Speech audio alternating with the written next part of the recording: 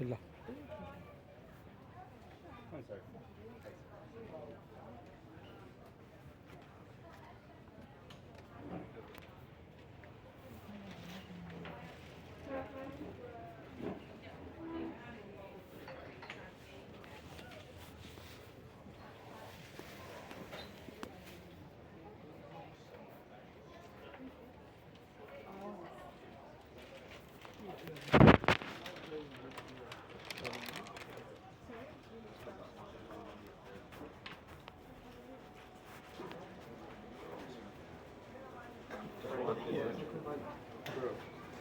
Spending the entirety of the ferry journey outside.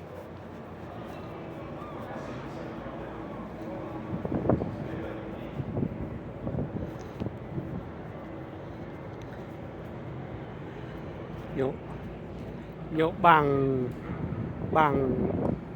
Globby Smith bằng nốt vô ấy nốt bây vô bằng Titanic hòm mà có nhổ đề ra nhổ chô trong chị đột nhổ nốt chô trong nốt nhổ bị mà Smith nhổ mấy cái đấy cô tạc bạc gặp lon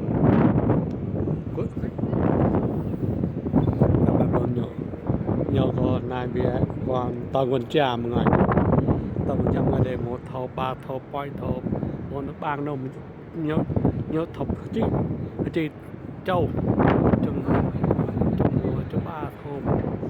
cho ba thọc quả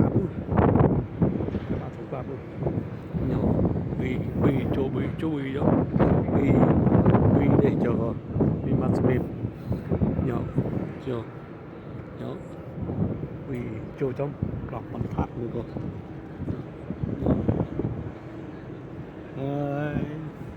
chụp bây giờ bằng nó có UK Cloud Netherlands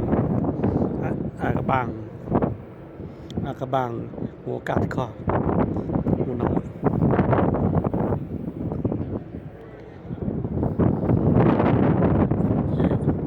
chế spare pole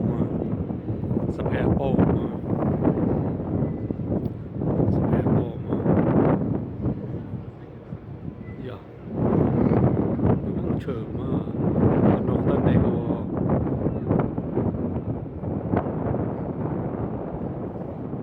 Morning, ladies and gentlemen. Welcome aboard. This is your captain speaking. My name is Alan Robertson. đi lần đột nữa Stella Line and the crew. It's my pleasure to have you with us on the eastern of today's crossing at Capone. So loading that completed, just closing the back doors, starting the lần engines. cái gì We should be leaving the in the next 10 minutes.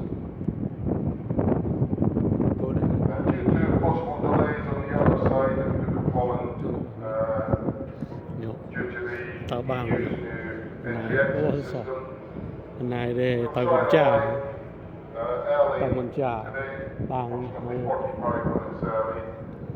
That will get us in Chà. Holland at ok 15:30. bắt đầu ra lần 15:30. lần cứ tìm And lần this is just in order to limit any possible delays for you once you get out on the road, because it will take a Done. little bit Done. longer to Done. get inside the UK port. everything. Unfortunately, this is beyond Stella Line's control, and it's just to do with the new entry exit system. The weather conditions today